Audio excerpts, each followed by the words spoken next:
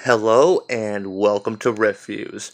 Today is New Comics Day, so I hit the comic shop, picked up a few things, and I even went to Ollie's. As I mentioned before, I've been on this big Ollie's kick about picking up hardcovers, or at least trade paperbacks. So I picked up a couple hardcovers here. This is Earth 2 Volume 1 by James Robinson and Nicola Scott. I loved the book. I had the floppies. At least I liked the book while Robinson was on it. Yeah, it was a slow burn. Some people said the pacing was slow, but it looked great. I liked the slow world building. And then when Robinson left the book, it went to hell. But yeah, for the first couple volumes would be really good. So I picked this guy up for $5, and then I saw this. I could not resist the DC Comics art of Frank Quitely. And, he's one of those people that's kind of, people either love him or they don't. I happen to really like Frank, so it's got some heft to it. This would be a good coffee table book. Normally about $40, got it for 10. So, score. That's why I love going to Ollie's, picking up stuff like this. I probably would not pick this up had it not been on sale. So, let's go ahead and put this off to the side here, and let's take a look at the comic shop haul. We'll be taking a look at X-23. I'll do a video on this one because I love the Fantastic Four. I'll come back to that. And I couldn't resist. I love Cassandra Peterson. And the first issue came out last month, and I forgot to pick it up. The second issue came out this week, so yeah, I had to pick up the Elvira books. And yeah, they're goofy fun. And yeah, they're not afraid to put a little bit of cheesecake on the cover, so good on them. But let's put this off to the side because, X-23, Mariko. We're treated here to, what's his face, Tommy Wiseau from The Room. So he graces the cover. I'm not sure why he's on the cover with Gabby's markings and, oh wait, I think that's supposed to be Gabby. I don't think Tommy has green eyes. But yeah, sure looks like him, so it's about the quality of the room anyway, so without the so bad it's good. So as you know, at the end of the last issue, Gabby and the other cuckoo were about to be mind swapped, so let's turn the page and see what happens. Oh, yeah. Mariko is completely incapable of starting an issue with the here and now. Picking up at the end of the previous issue. She cannot do it.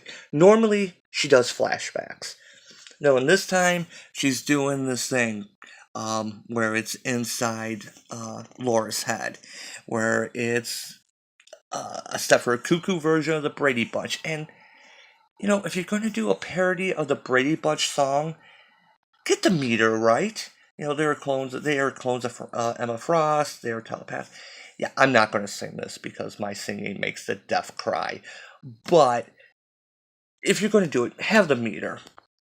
So then we see Laura is watching this TV, and she has one of the cuckoos next to her. Which one? Well, we'll come to that. So, yeah, she hears Laura call her, and we open it up to kind of a two-page spread here.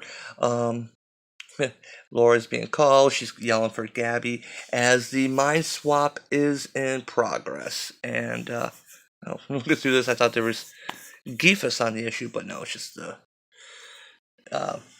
marks. And the surviving Stepford cuckoos are, talking, get her out of there, it's too late. And, sorry, there's someone with a motorbike driving by it late at night. I don't know why. They're trying to figure out if it's working, but something's wrong. They're arguing about it. And Phoebe cut the power. And as she's going to cut the power, Laura is trying to get to Gabby. The merging is going on. And you see this big electrical surge. Laura is almost there to get Gabby out. Her flesh is melting off of her, as you see. We got the tendons. It's new here, and she's begging Gabby, "Hang on, please," while the Stepfords themselves are in cover. Laura gets blown the heck out. She gets just shot out of the building by this explosion. So the Cuckoos are calling for, how you say that, Esme? I'm not sure how you say that. The one that's going into Gabby's mind.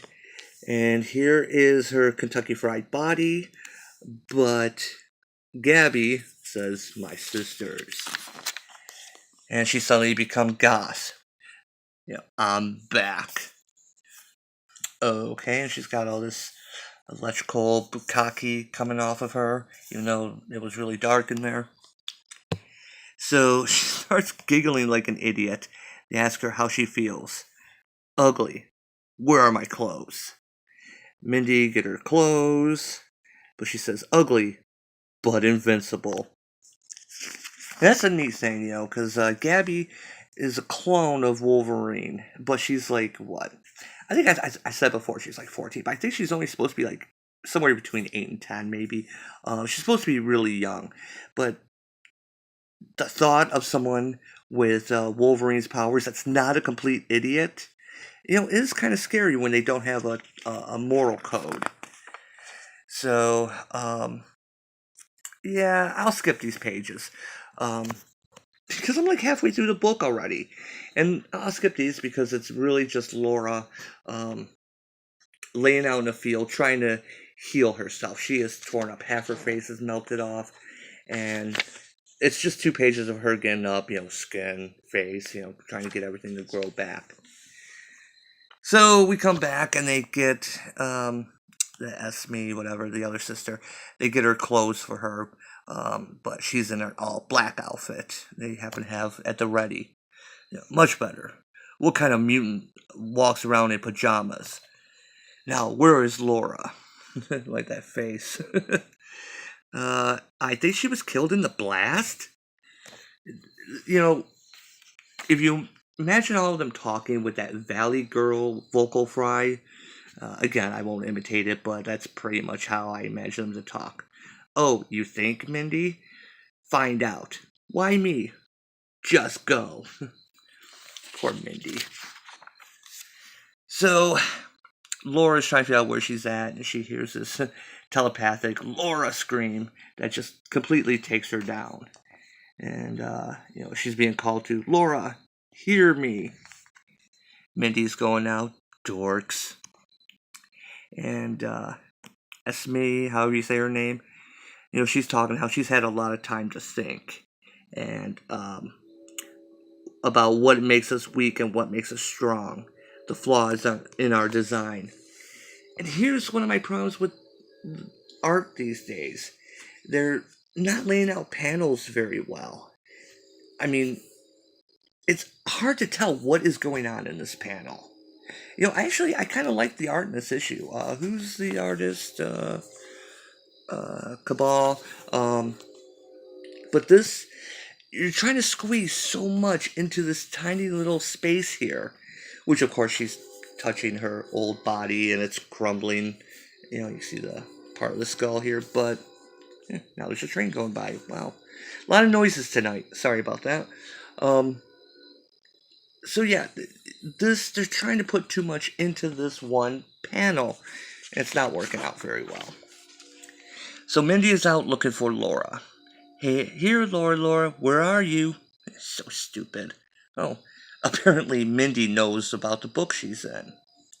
While Laura is, trying to get her bearings, she's still being called telepathically, which Mindy hears. "Okay, so you're alive. So somehow it's my job to get you, and crap. I don't recall defecation being one of your orders." So we go back to Esme saying, "We thought we had strength in numbers, but as long as we're not united, we're vulnerable.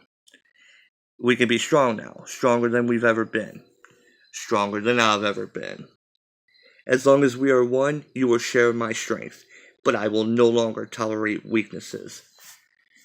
How is she going to share her strength? What exactly her goth strength, her ability to just have black makeup appear?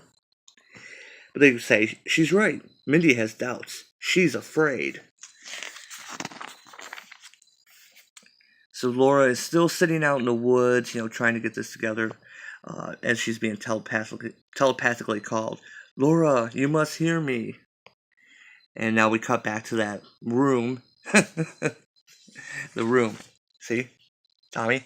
The room from the first page. Laura, you're my only hope. But which one is this? That sounds familiar. I'm going to show you now. The ultimate family drama. Yeah, who's going to want to watch a Blu-ray of the Stepford Cuckoos? So yeah, brief history. I was 1 in 5. The strongest. The first killed. The first betrayed. My sister will destroy you all, Laura. She will take Gabby with you. And then the twist. You're Sophie. Yes. So yeah, Sophie's the dead one, the one that didn't surprise. Somehow, Sophie ended up in Laura's body, even though I think she died before Laura got there. I'm not sure how she got into her head. Interesting concept, maybe a little played out, but you didn't see this coming. You thought that Sophie was already dead. But Mindy hears that it's Sophie, senses Sophie maybe. So the rest of the Cuckoos are coming up with their plan. First we take Cerebro, then we'll be unstoppable. And Mindy comes running up. Sophie! Laura says, Mindy. Sophie, you're here! Yeah, she's in my head. And now you're going to help me save my sister. To be continued. 12 minutes. This was a very quick read because not much happens. The process finishes up. Laura gets BTFO'd, and that's it. We find some of the plans, and Mindy catches up with Laura and find out that Sophie's in her head. Seriously, the pacing on this is bad. That's an ugly cover. It's hard to say with some of Mariko's tropes because there's no guys in this issue, so she didn't have anyone to rip on with that, as in previous works of hers, and yeah, not a lot happens. Seriously, you could sum this up in a couple sentences, as I just did. But once again, starting off with the trope that we can't jump right into the action. We have to do some type of weird flashback, or in this case, inside her head. No food, though. I don't think there was any eating in here. Yeah, there was no eating, but there was not much of a chance for that. I didn't see any food references, so this book still has a little glimmer of promise to it, just a little bit, the fact that it's Sophie that's in there, which I don't know how she got in Laura's head, but she's in there somehow, probably piggybacked on there, and yeah, nothing else happens. I like the first issue. The past 2 issues sucked. This issue sucks, but it has a faint little bit of promise. I'm still kind of curious where it's going, but why do I do this to myself? I don't like Mariko. I don't like her writing. I don't know her as a person, so she could be perfectly fine. She could be a bitch. I don't know, but why am I doing this to myself? Skip this. Don't pick this up. It's trash. It really is. Nothing happens. Nothing happens for the great price of $4. So, alright, well, thank you for watching. Maybe tomorrow I'll do Fantastic Four. I gotta work tomorrow night. I gotta pull a double, so I don't know if I'll be able to get to that tomorrow night. Maybe Thursday, so. But, as always, thanks for watching.